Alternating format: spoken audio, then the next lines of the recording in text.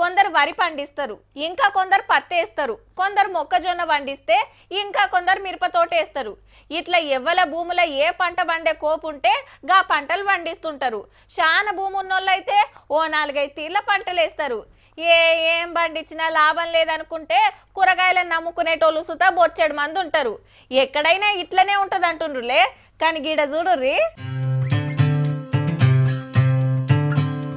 టమాటాలు టక్క టక్క దెంపుడు, డబ్బాల పోసుడు, నిండంగానే మార్కెట్ కు తీసుకుపోవుడు. అండ్లేమున్నది చిత్రం అంటారా? ఒకళ్ళు కాదుల్లో ఊరోళ్ళంతా కలిసి 100 ఎకరాలలో కూరగాయలు పండిస్తున్నారు. మళ్ళా మందులు మాకులు ఆడకం చేయరులో. మొత్తం వెనకటి సేంద్రియ పద్ధతిలోనే నడుస్తుంది వ్యవసాయమంతా. చుట్టుపక్కల మార్కెట్లకు దినాన్ని తీసుకుపోయి అమ్ముకొస్తుంటారు. అంతేకాదుల్లో మార్నింగ్ ఇస్తారు, మార్నింగ్ 6-7 వరకు ఇచ్చేస్తారు. మళ్ళీ ఈవినింగ్ ఫ్రూట్స్ వెజిటబుల్స్ ఇస్తారు.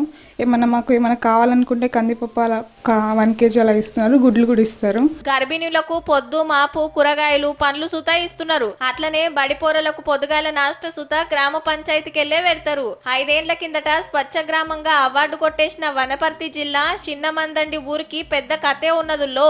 అగో రోడ్లు చూడుండ్రి ఎంత తేటగున్నాయో. ఇట్లా బర్లు పెండేసిపోయినాయో లేదో ఎమటే ఊరుకొచ్చి ఎత్తిపోస్తున్నారు గ్రామ పంచాయతీలు. ఇక ఎవ్వరు రోడ్ల మీద చెత్తేయకుండా చెత్త కుండీలు ఉంటాయి. అట్లనే తొవ్వకు అటు ఇటు చెట్లు ఎంత ముద్దుగున్నాయో. ఇక చెప్పుకోవాల్సింది నర్సరీ.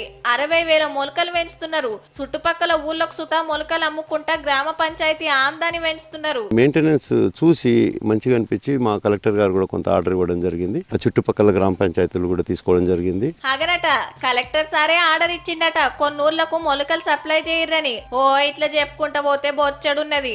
ఇంకో ముఖ్యమైన ముచ్చటులో శానేండ్ల కిందనే ఈడ మందు బంద్ పెట్టిండ్రు. ఊరోళ్ళంతా కలిసి వ్యవసాయం చేసుకుంటా ఒక్కో కుటుంబం అలకగా 40-50 వేలు సంపాదిస్తున్నారంటే చూడురిగా. ఓట్లు వచ్చినాయి అంటే రాజకీయాలు పార్టీలు గీటీలు ముచ్చట్నే ఉండది. అంతా ఒక్క మాట మీదనే ఉండి కలిసి పని చేసుకునుడే, ఊరిని డెవలప్ చేసుకునుడే. అన్ని ఊర్లు గిట్ల తయారైతే ఎంత మంచిగా ఉంటదో కదా.